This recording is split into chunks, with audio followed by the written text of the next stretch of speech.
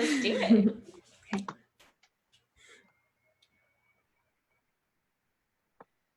Hello, everyone. Welcome to today's RD2RD Live Show.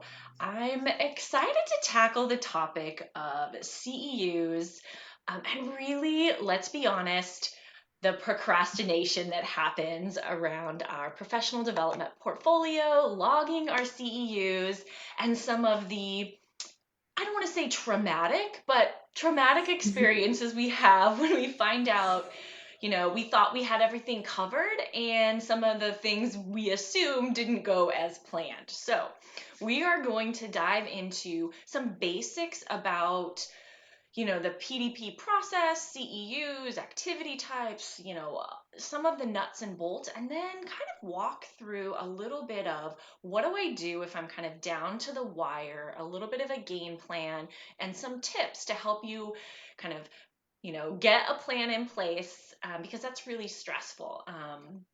This topic's interesting because I am not due till 2023 and I'm the worst, okay? The absolute worst at logging. And I got my licensure notice in the mail a couple weeks ago and I opened it up and I was like, oh, this is the first time I've lived in a state with licensure. I've been a dietitian for more than 15 years. I was like, I have to have 30 CEUs logged? And I was like, oh no. And that panic moment of, and when is this due? It's so much better if we just keep up with it. But the reality is that sometimes we don't. So Sandy Pagan is here from Dietitian Hub to talk to us about kind of some tips and how to be a little bit more organized around CEUs. So Sandy, thanks for being here. Thank you, Megan. I'm really happy to be here. And you just brought up so many of the pain points with this process that I'm just really glad that you wanted to talk about it and answer all these questions live so that people will have a little bit of direction and feel a little bit more comfortable with the process. Absolutely. I'm in a lot of Facebook groups and I love trolling the questions around different themes. And rarely do I see CEU questions are, I've got about 5 years left and I'm really wanting to get on top of my CEUs and my learning plan. The questions are always around, oh my gosh, it's the last minute. So I thought this was an appropriate topic. So we're going to dive in first. Have you tell us a little bit about your career as a dietitian and what you're doing now? Okay, great. So I am one of the lucky second career dietitians. So I'm seeing it with, think different eyes than people who are born knowing they want to be a dietitian and go into it right after school. I started out in undergrad with a computer science degree. And at the time, I didn't really know what I wanted to do, but I enjoyed coding and figuring out problems. So I went with it. And I kind of knew, though, that I would eventually go back to school for something. I had no idea what, but I ended up, after working in financial software for a number of years, just wanting to focus on something that more directly helped people. And I was interested in nutrition. I started reading some books about it and then started the process to go back to school. And so I went to school in the evenings through NYU. They have a didactic program that you can go through that's not a second bachelor's. I did that and it took me probably 5 years doing like 1 or 2 courses each semester. And then towards the end of that, I got placed in an internship through Sodexo in New York City, which was really awesome. It was cool because we had each of the dietitians or the interns in the program were placed at a different site within the New York area. So we all had different experiences to share with each other. It's really great. I think I've heard a lot of second career dietitians on here, but never have someone computer science to register to dietitian. I think that's amazing when you said you enjoyed coding and like that was your background. I think that's amazing. I've actually been trying to look at some courses for coding, and so I have a better working knowledge. So that's so awesome. That's great. And just as an aside, I think that the kind of skills and thought processes you need to be a programmer are very similar to the skills that a lot of dietitians have. So I think it's a very natural or appropriate combination of the two. I think it's really neat. Yeah. It's a kind of a confidence booster. Yeah. We are very, science minded, and I think that natural for you. So what are you doing now? So Dietitian Hub, I could definitely see all of these connections. So how did you end up launching your own business? Yeah, well, when I first became a dietitian, I went clinical, and I remember first like learning about the continuing education process and being like, wait a minute, I didn't know about this before I became a dietitian, and now all of a sudden I have to do more learning, and I don't know where to find it, and I have to spend money on it, and I was just overwhelmed by it. And then I found it difficult to find programs that were kind of fit what I wanted to be doing, instead of just supporting what I was doing or just counting as a credit. And I really, I knew that other dietitians were struggling with that, and that we tend to just kind of do what would come to us and what would come into our mailbox or be in our hospital setting, the presentations that would come and go, but weren't really moving us forward. And so I wanted to just help dietitians find those things that are going to move their career forward.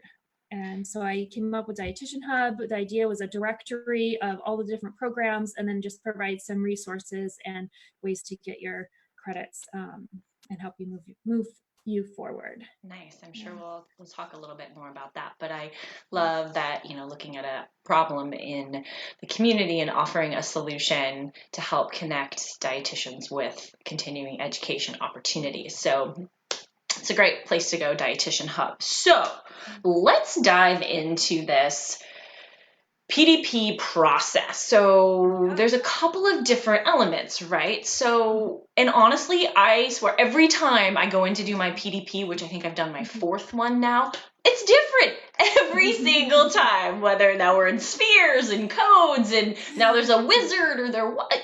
I used to get the binder. I'm that old that you used to get mailed like a paper thick binder. Anybody else listening in who's been around kind of that long understands at least it's done online now. So there's a benefit. So talk to us about the PDP process. Okay, so there are, CDR says there's 3 main steps. I think there's really 4 main steps. And the first one is creating that learning plan. And that is basically created to look at what you've done and then look at what you want to be doing and direct you or kind of guide you to find education that's going to help you move forward. So it's really well intentioned. And they've provided the goal wizard that you mentioned. And this is instead of just looking at all of the different areas that you can learn and pick out the ones, the goal wizard just helps you it helps the program behind it select those performance indicators for you, which I know is a separate thing. So we'll get to the definition of performance indicators. But it helps you pick out those different areas that you want to learn in to put into your portfolio or into your learning plan. So the first step is that, and it looks at, it asks you a bunch of questions about the work you have been doing. And then it asks you where you see yourself, what kind of setting, what kind of work do you want to be doing? And then it spits out a whole list of these areas to add to your portfolio that you can choose or not choose. One thing I think that's really important about this is to not narrow it down too much and just go with what they give you, because the more indicators you have in there, the easier it is to log your CEUs. Yes.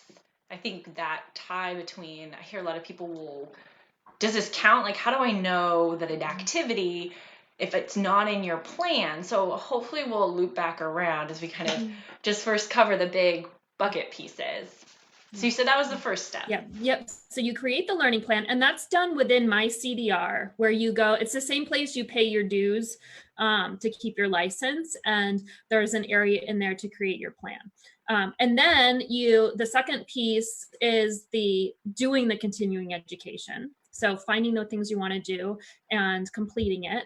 And then the third piece is logging it, because some people are great at, they do an activity and they log it, but I think like 90% of us put it off because yes, it's not a part of our normal workflow.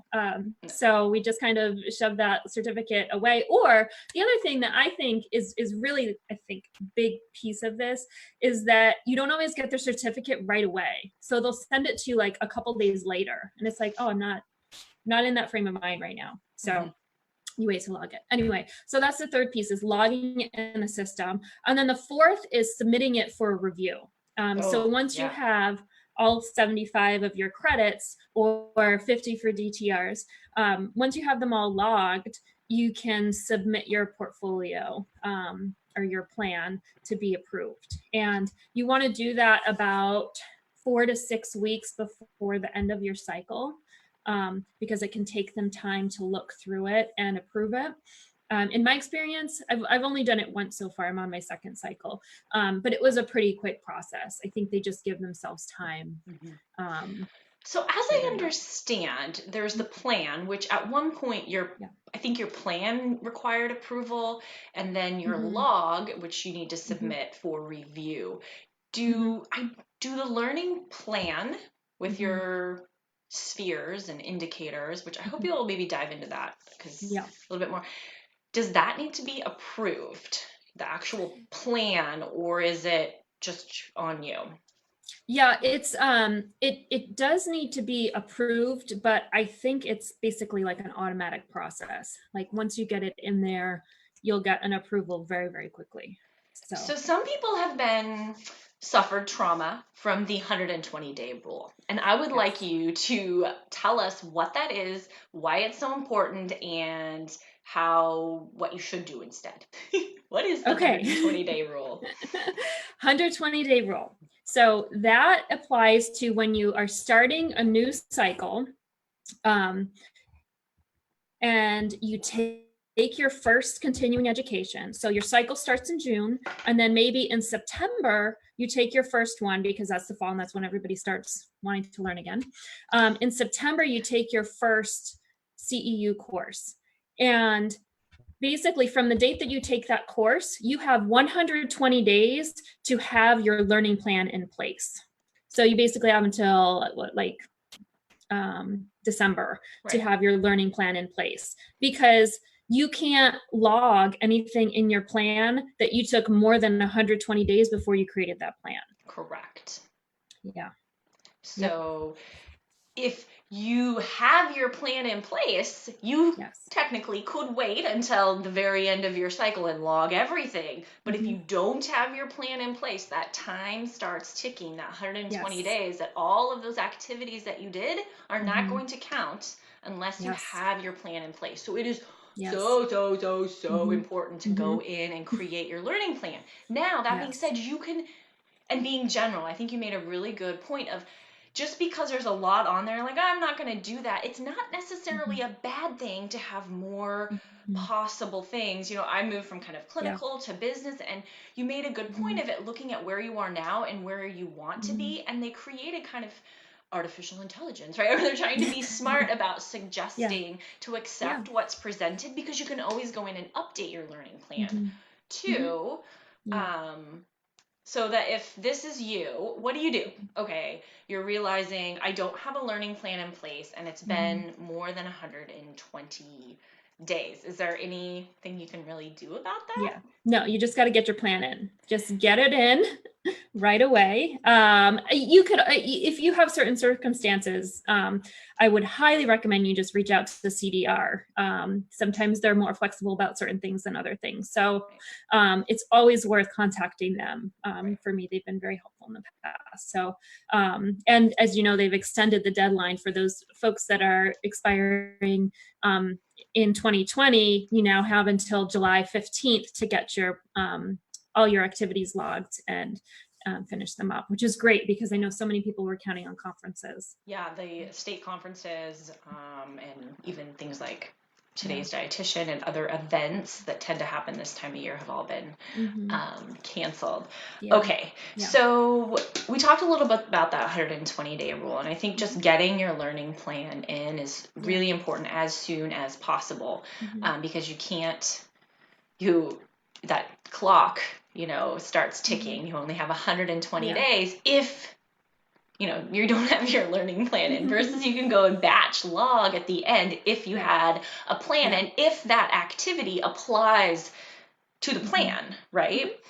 So let's talk a little bit about that. This whole spheres, which it's funny, I'm looking behind me here, but I've been logging. So I have like mine printed out. I have all these sphere goals, competency descriptions, performance indicators. I'm like, is this the sphere or what is this? So can you talk to me about this? Yeah. Okay. So the old way, I just want to back up and do history. So the learning codes were what people that are expiring this year or recertifying this year are still using. And those had, they were much more, I think, straightforward and clean cut, so it's easier to understand. And so they would have different big areas like clinical or medical nutrition therapy, business, professional skills.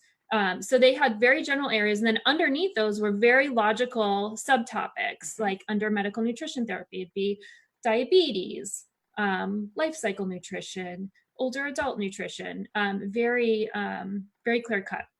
So they've moved over to this practice competency model, which is a validated tool for managing your progress in your career. So instead of having those categories, they now have spheres. So spheres are it's just a different terminology for the general areas. So there's an ethics sphere, there's an informatics sphere. So there's still like general categories, and then within those are the different performance indicators, which are more specific about like relating to that sphere. So the ethics sphere has a whole number of different things in there. And so performance indicators are the little numbers that you're going to see attached to different continuing education programs. So you won't see the sphere, you'll just see the performance indicator. And often they just list it as like the number. So it'll be like 2.1.3. Because before it was like a 4-digit code, like 7030 or something like that. Exactly. So now it's like 2. Whatever. And that is laying out the, like, if it's 2.1.3, it's in the second sphere, the first topic area, and then the third performance indicator. It's very, so no, that means nothing to anybody, basically. Right. Like when you're looking at a course, you don't know. But what I want to point out is when a continuing education provider lists a certain performance indicator or recommended, a handful of them, right? Recommended. Yes, they are recommended or suggested, and that is all they are. When I got an event pre-approved, they only let me put in 4 different options for the performance indicators. And there are way more options that could fit in one way or another. So you don't ever have to take those as, oh, it only fits these, and I don't know if those are in my portfolio or they're not, so I can't do it. No, that's totally not true. Well, and I think if 10 people went to the same continuing education session even, or an online webinar, based on our own unique career, where we are now, where we're going to walk away with a different takeaways. And that's that logging process where it asks you what did you learn and how are you going to apply it, that if you're logging that and it's, within your learning plan and you can validate how you're using that, they're not really here to police us. They're here to really help us grow our career within this PDP program. And I think sometimes it feels like a nuisance, but I really do think you made a good point that this is moving in the direction of something that's validated, and that, granted, it's new and it's different for some of us, that it's really a move in the right direction. And it isn't that I can't, this isn't allowed in my learning plan, or it doesn't have the right code. That's a really good point. Yeah, it's a lot more flexible, I think, than we know. But it also speaks to having a number of those in your plan. So instead, because I think when I first looked at it, I was like, oh, I want to have just like 20, I want it to be kind of narrow, and this is what I really want to be doing. So this is what I need to learn about. But you can run into a little bit of difficulty making 1 or 2 of them fit. So the more you have in there, the better, I think. Yeah, I think it's interesting. Maybe I am just someone who's all over the map, but I'm looking at my learning plan and I have like all 15 spheres.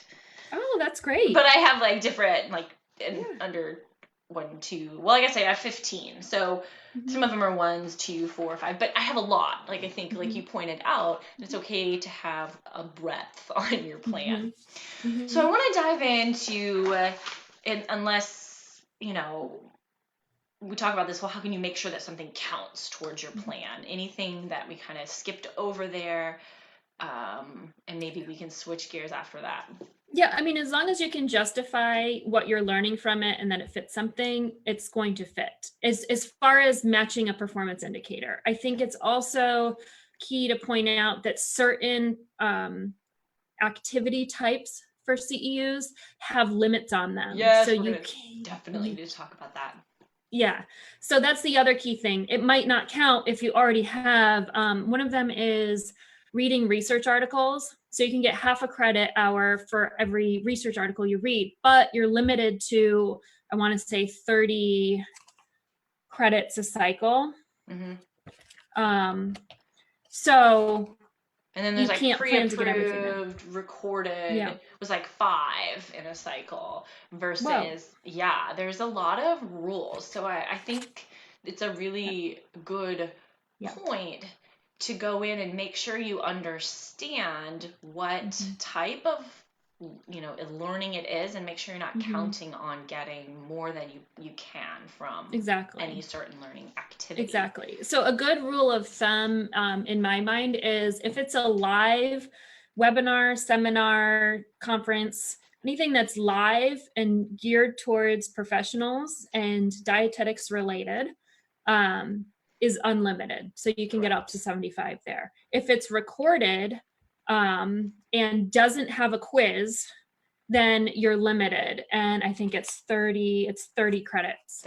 So if it was already pre-approved and or by an accredited provider, and then you're watching a recording of it, then you're limited to 30 hours in your cycle of that type of learning. Yeah, I think it's important to point out that distinguishing, if you've been someone who has submitted to get a program approved, it forces you to, I think, dive into this a little bit more, but there's so much online learning right now. So we have webinars, you call it teleseminars, or there's the live version. And that's actually considered something different in the eyes of learning codes than because it doesn't have the live interactive component. Then that same exact program, as soon as you finish it, let's say I'm the one offering it, I maybe got it pre-approved as a live version, I have to resubmit that to be approved as the recorded version. And those two things are considered different in the eyes of how they get the type of learning activity. So I think really looking at the types of activities and making sure you understand where does this fall? Which type is it? What's the limitation? Like how many do I already have? Rather than batch watching, you know, buying a recording of, the fancy session only to find out that 5 was the limit and you bought 25 and now you can't use them on your learning plan. But you made a good point about the live events. So even if it's not pre-approved or approved at all, for example, I went to a conference that's geared towards speech therapists and occupational therapists. It was like 28 CEUs, not approved by CDR at all. It's approved for OTs and PTs. Right. That I still claimed, and I even emailed them just to be double sure, I still claimed 28 and a half units for that because it was a live event, it was a workshop live event, and it's approved. So that you don't, I think there's some misconceptions about approval of these live conferences. You can still claim those. Exactly. Yes. I think you're right. There's a misconception that everything has to be pre-approved or done by an accredited provider. And if it's not, it doesn't count. But there are, like you said, any conference or live event that you attend that's geared towards professionals, and you can basically add it to your plan or log it, and it applies to your performance indicators, then it counts. It totally counts. Because part of benefit as someone who's offering CEUs when you get your program pre-approved. It's listed on the CDR website where people can review. So it's like a perk, right? So you might get more people at your event because it's on the website. So I think there's some things that obviously like courses and self-study that, are gonna, having that pre-approval for credits. Yeah, exactly. So what really are the most cost-effective ways to get CEUs? So from someone who spends a lot of time looking at CEU programs, has a directory of where to go to find them, you probably have a lot of things that come across your desk. Talk to us about what you think is really, honestly, the best bet as far as cost-wise. So, I mean, you can get so much for free that if you have no budget and you're just starting out, I don't think there's anything wrong with that. And you can do it through your employer. You can do it through and I'm thinking specifically about when you're clinical in a hospital. There's grand rounds. There's your product reps that are coming to give lunch and learns. They could do one every month for you if you want them to. Journal club. Journal club with your colleagues, like just pick an article. 3 or 4 of you have to be together and talk about it, and that counts.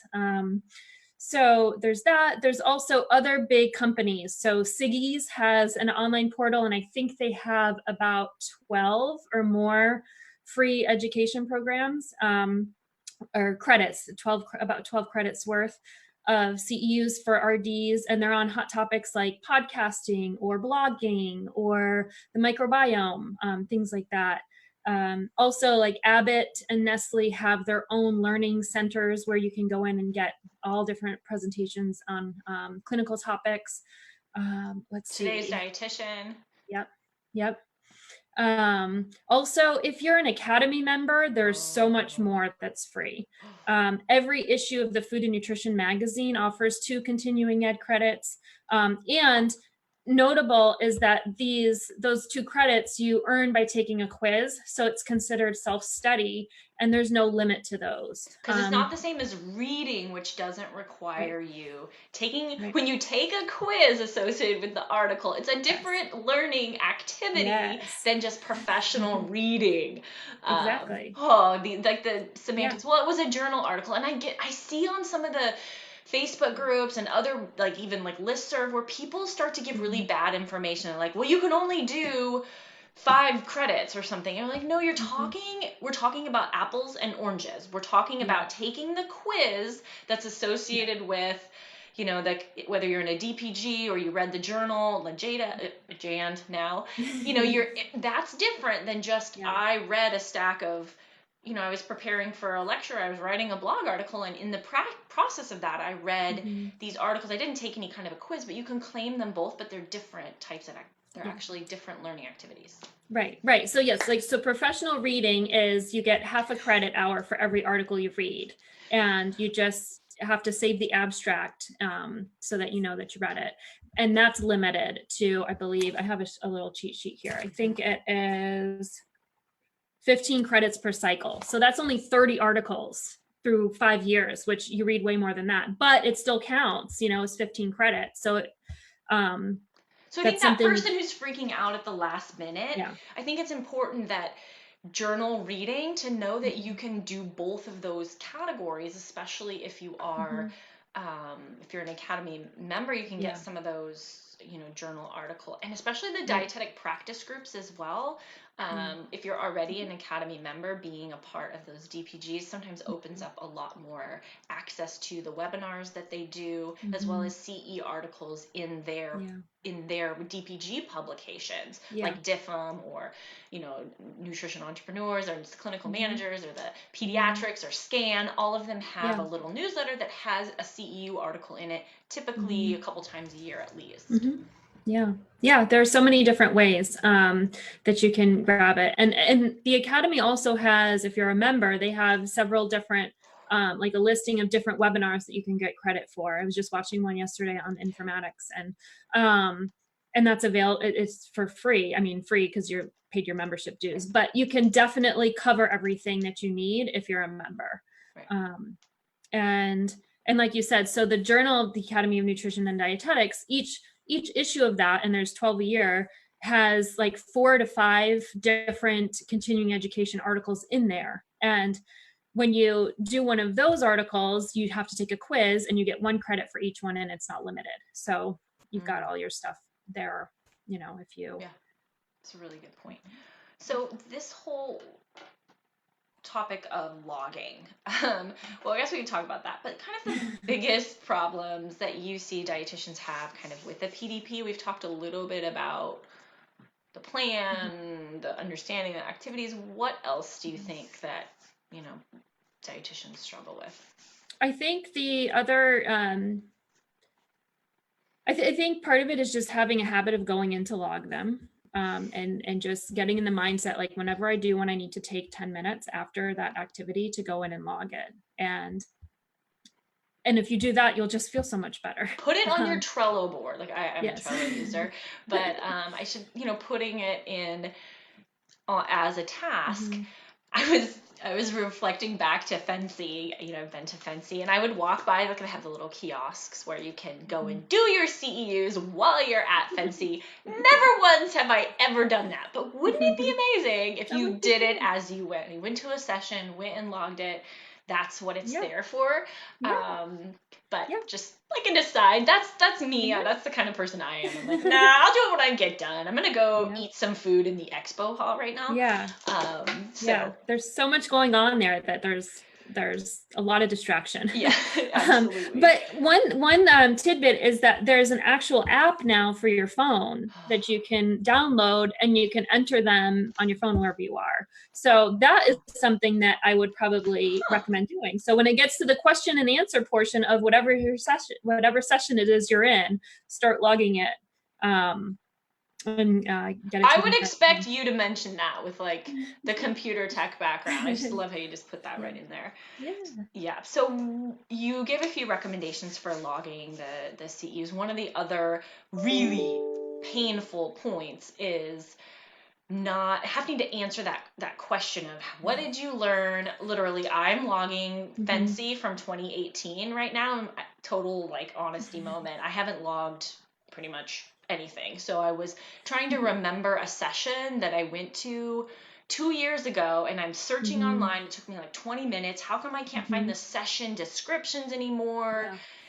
It took me literally probably 10 times as long as if I would have just done it right away, because they are going to ask you, and it's any tips there? Just well, I just want you to know you're not alone. Others have had to do the same thing, myself included. And it's, it's just a brief description. So don't stress it too much. Just say, I'll apply this in this way, or it helped me do this. It doesn't have to be, not every 1 hour session is going to be changing the path of your career. So it doesn't have to be profound and, monumental. It can just be, this supports my clinical practice, or let go of your type A personality. But I also think it's important to point out from the standpoint of your PDP, and oftentimes people don't, from a liability perspective, that we're logging our 75 units, that we really should be logging. It's okay to have more, and if we log it as we go, that sometimes if something happens, right, that having a log that someone questions your clinical judgment, or there's an outcome. I used to work as a clinical manager, and one of the things, we talk about in sessions that I would go to is the importance of your learning plan and your log as validation that you really are competent in your certain areas. And when you went to a bunch of sessions on pressure ulcer training and you missed something in your documentation, or that comes back, like, people make mistakes, right? But if you say, I am knowledgeable, it wasn't that I had a gross lack of, so maybe, talking about the importance of your professional development portfolio from a, demonstration of your, tracking of your knowledge and your professional development. Yeah, no, you bring up a really good point. It supports, it's just, we know what we know, but it's a little bit of proof that we have something to back it up Right. with. So, And, my experience, I'm in my fourth cycle. For the first three, the only thing I ever logged was a certified nutrition support dietitian and now clinician exam. I took it 3 times, so it's worth 75, and I only logged that. And looking back, you really look at that from the perspective of I have enough credits to submit, but that your professional development portfolio isn't just about hitting those 75. So I think there's a lot of value in logging as you go, so you have that, as a record of what you're doing to continue from a professional perspective. God forbid we would need to have that if, we were, sued or liability, but it is a valuable, tool to have for proof that you are competent. Because imagine trying to pull all that together if something were to happen versus being able to go to your learning plan and really saying, look, I had this, I created a plan for myself. I had all of these things I wanted to develop. Here's all the training that I went to. Here's how it helped my professional career. That's kind of nice to have. So let's, So what do you do? So let's, I guess before we talk about what to do if you need you've needed a lot of CEUs in a short period of time, any other activity types that you think dietitians overlook or forget that they're available? So yes, so one of those is leadership. So if you volunteer in a role on a board for your state affiliate or DPG or anything like that, or an academy appointed position, then you can earn 3 credits every year you're doing it. Not a ton, but 3 each year is great. Also, if you precept an intern for at least 3 hours, which most preceptors do it for more than 3 hours, you get 3 credits a year for that as well. And there's on the CDR education area, there is I believe a 12 credit precepting course. Yeah, it's either 8 or 12 credits that you can get through going through this precepting course. So if you're a preceptor, it's a great option. Yeah, to get I was those. on their website earlier, and there's a form that you have to fill out. It's a self-reflection and something around the precepting experience. So there is a link to that, but it does require the director of the program to sign off. So I think it's important that, you don't want to be scrambling at the last minute. So whatever your process is, if you do take interns, to make sure that you're like filling that form out if they are not asking you to already, because some programs are pretty good about maybe having, some are less. Yeah, no, it's true. It's true. Let's see what else. There's other types, like we probably don't have time, like experiential learning, and there's some other that maybe are lesser known. Do you know anything about those? Not enough to speak knowledgeably about it. I think the massive online courses, as long as they have an evaluation component, I think that they would count. But if you are interested in taking any of those, I would recommend that you just contact CDR and send them an email and say, this is the course I'm looking to take, and it provides a certificate and it'll help me in this way. Then they can guide you on whether it would count or not. They will get right back to you. I mean, I sent a couple of emails this week already, and they've gotten back to me. So even right now, they're still responding to emails. So I think that's a good point. All right. So let's kind of dive in before, of course, we run out of time, because that's what happens always on this show. If you needed 75 CEUs, and let's say you're under 6 months, like you're like 4 months out and you haven't done anything, because I'm sure that never happens. And let's even say you didn't do your learning plan. Maybe you did some CEUs, but you came to the really hard, painful realization that you didn't have your learning plan in place. Yeah. What could you do to hit or kind of get those 75? Yeah. Well, I think it's if you don't have your learning plan in, get it in right away. I think it makes sense to look at the DPD guide or PDP guide and Who has more symbol acronyms than dietitians? No. Don't even start. So look at the PDP guide and look at each one of those areas that counts, because academic coursework counts if you're getting your master's, or if you're taking graduate level courses, like that counts, and that's basically all the credits you're going to need. So look through each one of the different activity types and see what you have that already counts, because you might be surprised. You've certainly done some professional reading, you might have precepted, you may have taken a course, and you may have done a journal club. So you probably have some things that will count already. So kind of just take a few minutes, you'll save yourself time in the end to go through that and see what you can count that you already did. List out the different learning types and start to plug the numbers in, calm the panic, right? Yeah, exactly. And see what you got before you note the limits for each of those, right? Yes. The maximum. Yes, exactly. And then I would recommend one thing in particular, I think, is a nice way to get a big chunk, and that's doing one of the courses where you read a book and then you take a test. You can read a book or listen to a book now. You can download the audio from your library, so you don't even have to get the book. Do that and then take a test, and you'll have to pay for it, and it's going to be probably $10 a credit, maybe a little bit less, between 5 and 10 depending on the provider, but you can get up to 40 credits through certain providers. So I would recommend that way. And if finding one thing that's a really nice big chunk. Mm-hmm. Yeah, and self-study. Yeah, exactly. It's self-study, so there's not a limit to it.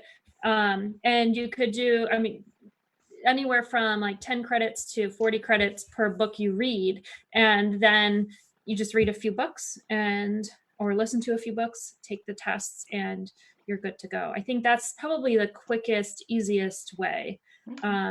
Otherwise, you're going to be piecing a lot of things together, which again is fine, but you're probably going to have to watch or listen to a lot of different webinars to get there. So tell me how people can use Dietitian Hub to help them with CEUs, because obviously, you have a resource. Talk to me about how that helps in the process. Yeah. Okay. So there's a couple great things that I would want to point people to, and that is in the blog on Dietitian Hub, in the blog section. I have articles on a few different things. So there's one with free ethics CEUs, which we haven't brought up yet, but we all need 1 hour of ethics continuing education every cycle. So this has a list. I think things have changed a little bit. So I think there are only 4 that are totally free to do on ethics, but you'll get what you need and can move on.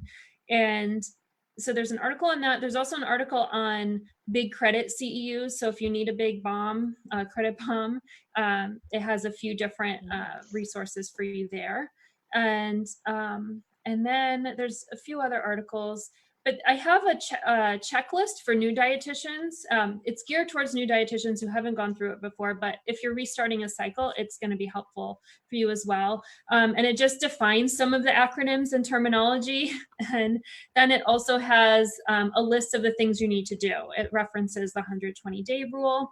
And there's actually a calculator that it links to that will show you how many days you have to do your plan from the first time you take a continuing education thing, which the Academy provides. And so that checklist would be really helpful. And then I also have a reference guide of the different activity types, and then what the maximum credit hours you can earn. We should definitely link to that in the notes here. Okay. I'll throw that up there. It's helpful. And it's meant to be a guide. You still want to do your own homework before you sign up for anything to make sure that it fits your plan and all that. But it summarizes it to make it a little bit less daunting. Nice. And then people can find continuing education opportunities on Dietitian Hub as well.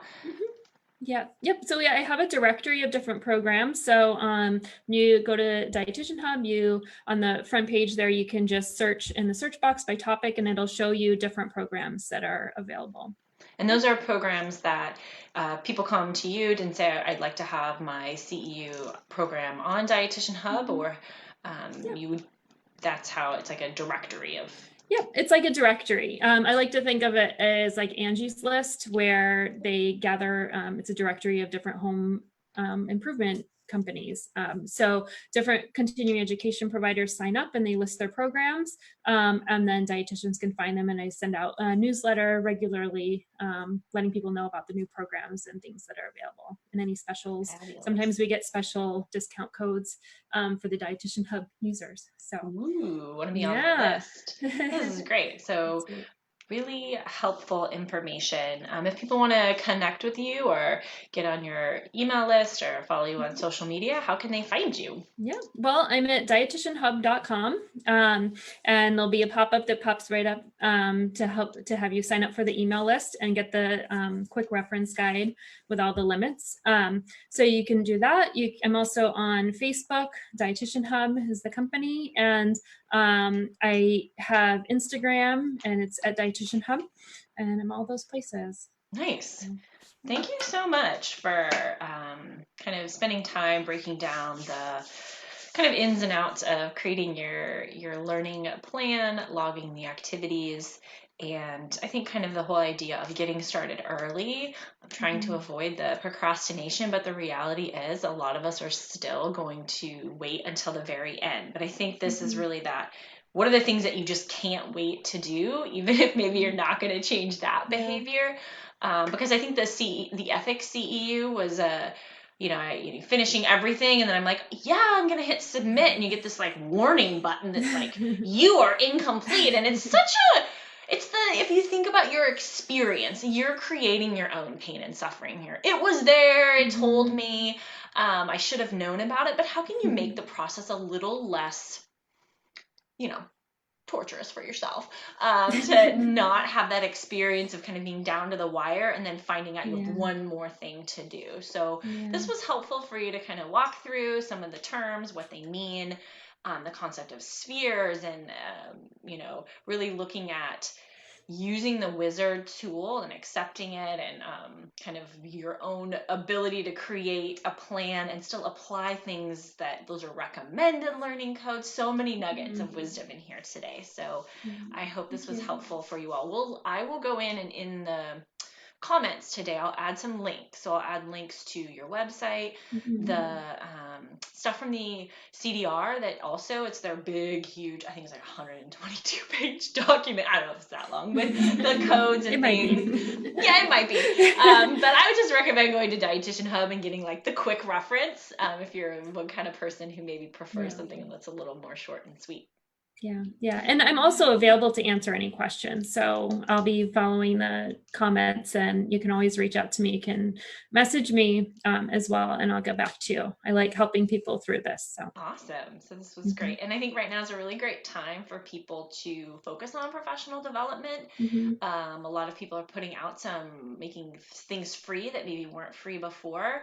That it's something really productive that you can do for your career, especially maybe when it feels a little derailed, or if things aren't as normal, that this is a positive thing you can do that still has to get done. So focus on maybe revising your learning plan or taking a look at it. Good opportunities. Yeah, agreed. Yeah, thanks for being on today, and we will connect again with questions that people have. So feel free to drop those in, and we'll follow. Sounds good. Thanks, Megan. All right. Thank you, everyone. Bye, everyone.